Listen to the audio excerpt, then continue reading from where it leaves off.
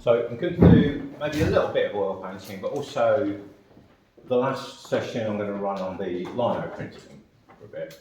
So I'm going to need the inks sort of over in the space. So if you want to do any lino printing or print anything off, today's the day if you want to use these inks.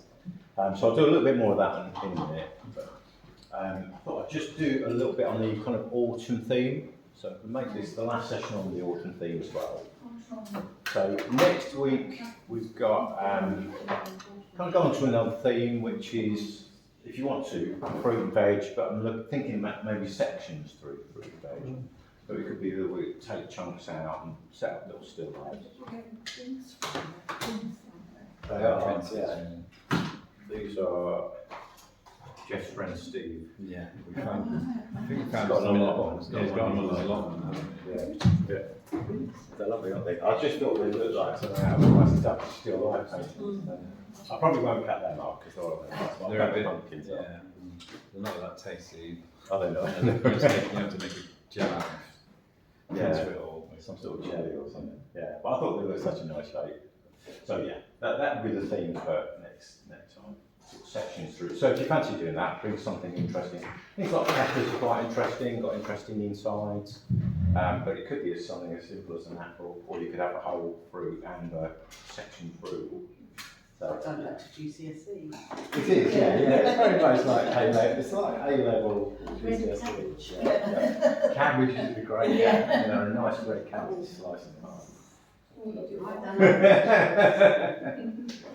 Very, very complicated. Okay, so I thought I'd do a leaf. Very quickly do a leaf. So I'll do a little bit of this, then I'll do a little bit of lino for anybody who's interested in the lino still. So autumn still life, so autumny things. I'm just using the water mixable oils, and I've just a thin brush, really watered the paint down, so it's like watercolour, just for sketching out the shape. So basically that bit, and then just kind of did a rough sort of kind of rough leaf shape like that, and then worked in from that. So sometimes it's nice having a guide line on the outside. And the lovely thing about these, it's very easy to get rid of, in theory. Yeah, if the primer's all right, it shouldn't sink in. You should be able to wash bits away.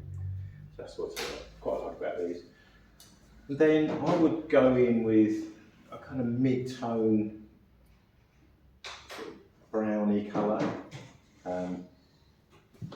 I'll just use this brush, just clean this one from it. So, if you want, you could do a very washy painting first and then paint into that. But I think what I'll do is I'll mix some colour. So starting with a kind of orangey colour, and then I'll just use the blue to make it a little bit browner. So that would probably be about right for down here. It wouldn't be a bad colour for down at the bottom there. So not particularly thin in the paint, but just sort of working it into the board a little bit. It's quite a smooth board, so I don't have the problem of the texture of some of the canvas boards can be a little bit too textured. But this is, I think, just a bit hardboiled or something like that. Then I've just added a little bit of blue, a little bit of ultramarine blue into the mix, and a tiny bit more red because it's got a little bit green. So that will start to create a browny colour. So this one, a sort of mid-tone.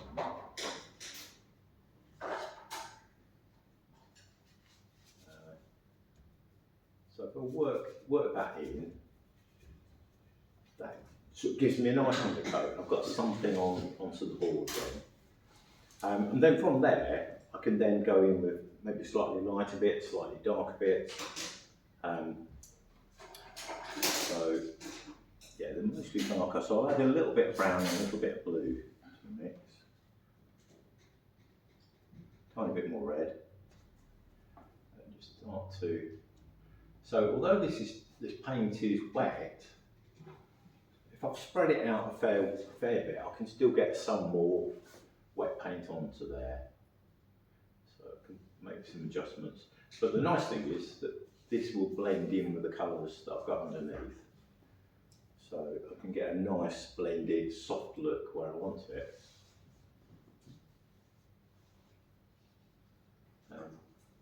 I'm really trying to make marks that suggest the pattern and the textures that I'm seeing there.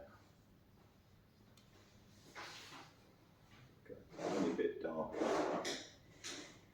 places.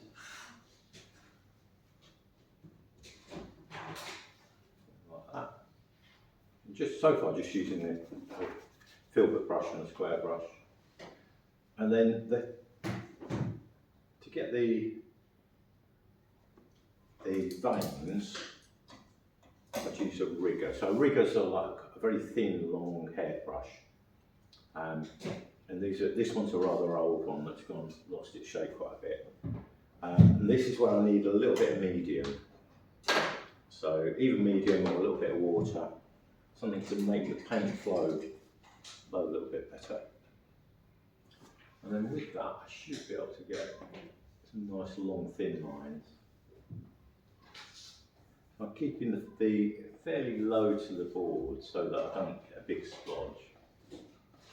Just kind of touching in a little bit darker.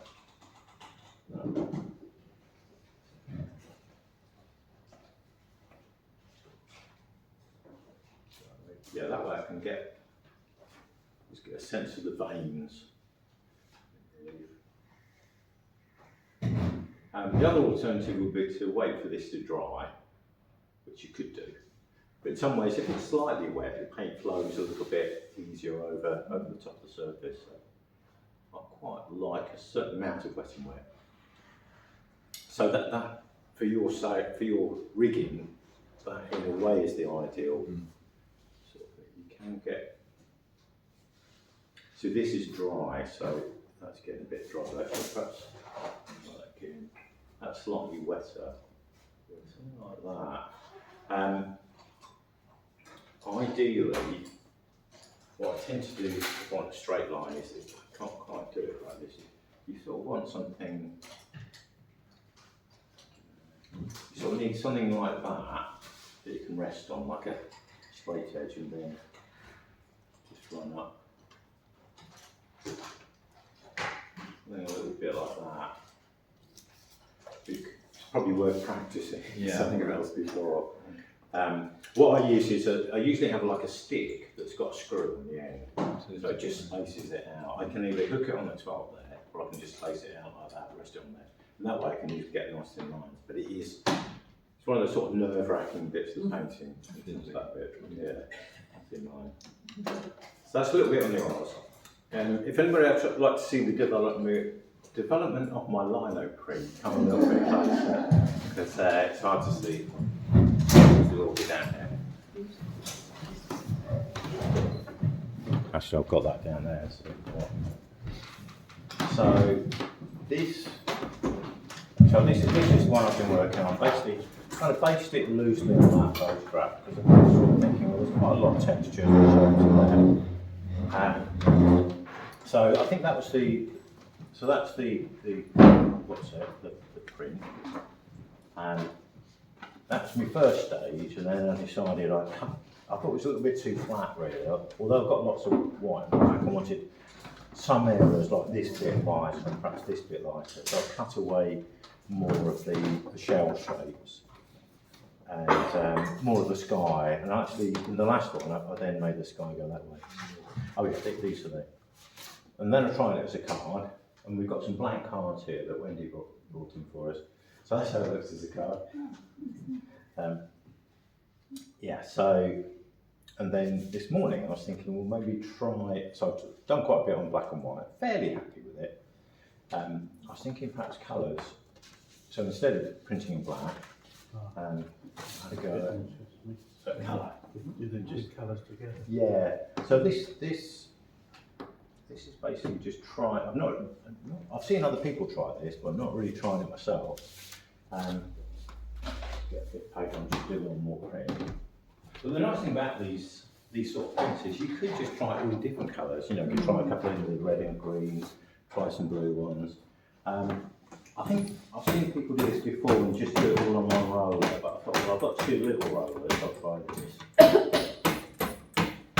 And it's just kind of inking that bit up and just very slightly overlapping. And the thing with inking is, you remember last week, it flooded a bit. So you just have a small amount of ink out. You just do very thin layers. I actually found I over ink the top this morning. I think I was rushing. So I'll try and slow down a bit. So this bit has got a bit of the green on that side. So I've got to do that.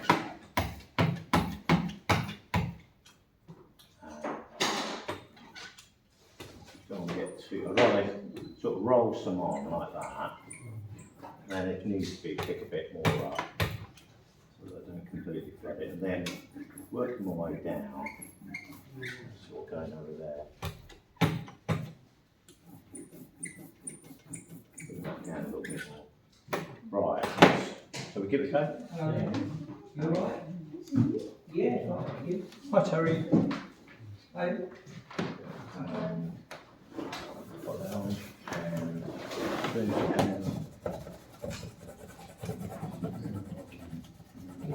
the other thing I was wondering about was printing onto like a collage, which I forgot to bring all the collage stuff. So I was thinking that would be my other demonstration. You know, like so basically making a collage first. Do you know what I mean by collage? You're basically cutting out colours, shapes, pictures, anything, cutting something out, and then sticking that to something, and then you then print over the top. So I just thought that might be an idea. Yeah, that's it. Yeah. Yeah. Well, they don't have to be perfect, but you know that's actually printed quite nicely. I think one thing I have learned is this thing of not putting too much ink on, and that you can actually get some reasonably fine lines that way. And I've never managed that before. I've always thought, yeah, so sort of less, or put a thin layer on, then just get a bit more, then put another thin layer on, rather than try and go too thick too quickly. Get third colour, Yeah. you could get, say, yellow, Yeah. yellow there in the sun. So what you probably have to do in that case, there we go, we could try that. You'd have to have the yellow in place to start with. Yeah. Yellow. So I'm guessing where it would be. Oh, we got it. So maybe about there. So I might just skip an old, this is probably going to come out green. Whoops, I think I've got a broken tube too. It'd be like doing that bit first, but you could pre-colour some areas on the paper. Might as well do it, nothing loses there. Right. Use a paintbrush, couldn't you? Yeah, you could, yeah. She's an artist. In the book, the book I haven't brought it in today, but the book I was reading, she was talking about, so you could, so these are all water-based inks, but if you had oil-based inks, the oil-based ink would resist the water, so you could almost like do a bit of watercolour on the top. You know, if you had an oil-based, it was all black, it was oil-based, you could let that dry and watercolour over the top, and it wouldn't go on the oil-based bit. Pen and ink. Yeah, like that, yeah. I've not bothered with oil. I had some oil-based ink once, but years ago, and it dried up. The trouble is it's slow drying, so it's not that easy in this environment. So are these colour fast? No, they should be. Well, I think if you got them wet, they would. Yeah. Yeah. Any fixer with anything? So No, I don't think so. That's too wet. No, well, they're not going to. It's only if they get. It's a bit like having a watercolour. It's a bit like watercolour. Yeah. Yeah. So I mean, if you got a watercolour there, you know, you'd ruin it. So if you were going to display them, you need to put them behind glass or something like that. Obviously, if you make a card, like I did, the cards. If that got wet, then that would be Yeah. Because I did it years ago as a school project. Yeah. The kids did it, of course they put loads and loads of ink on it. Yeah. And when the parents got the cards, the ink went, the colour went all over their fingers. Oh right. I think once it's dry, But you're using a lot less ink. Yeah, yeah, I think it's not too, I mean, that's dry now, I think, so it should be, yeah, it should stay. But when I used to run the arts courses, the mental health project, we had the oil-based things, and they took months to dry. It was like, it was so hard to dry them, so that's why we kind of, I went over to these myself and the project did. So that will go in here. The other thing it probably is a good idea, like this seems to work quite well, having keeping that registered. And okay, my paper's not cut properly, but if I just do slacks, what cool that.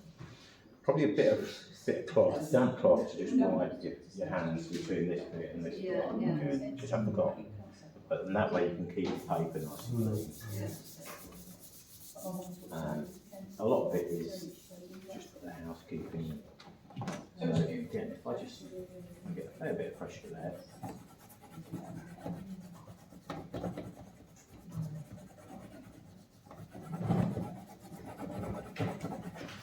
And the other way of getting multiple colours is, as well as just hand cutting a bit, you can have a print for that colour. Yeah. Interesting. Probably best to let that bit dry first, and then put the colour over the top.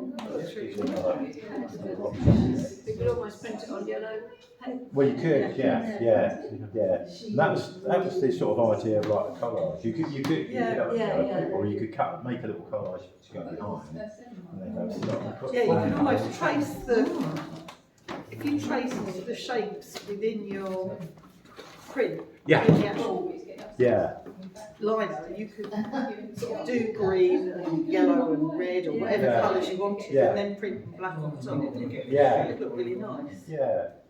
I was going to show this chap. It's a bit hard to see in the little pictures. So I went to this exhibition. It was up in Nottingham, and I had some work in the previous exhibition. This one was just starting when I did my work up.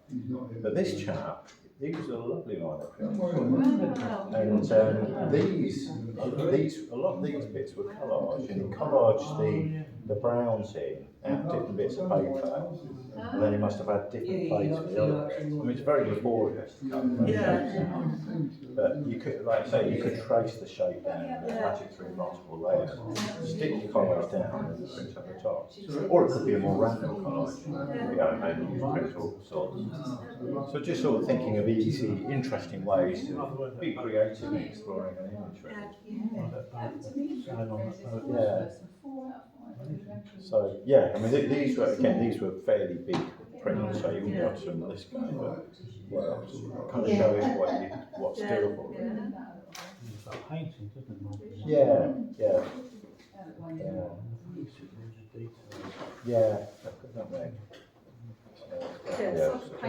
Of course, you could replicate it for easily, can't you? Sorry? It won't be as good as that, will it? I don't know that I would either though. They are really good, aren't they? Yeah, it's very good. Yeah. But again, there's so much, some of these printmakers have been doing it 40 years. I've done printmaking, a couple of weeks really. But, it shows that, something relatively simple can be developed. Okay, so the inks are here, the colours are here. If you want to use anything, help yourself. Yeah, you can use, what's the rollers? There's a couple of them. Yeah, well, if you want to use any of the colours, I've got out already. So.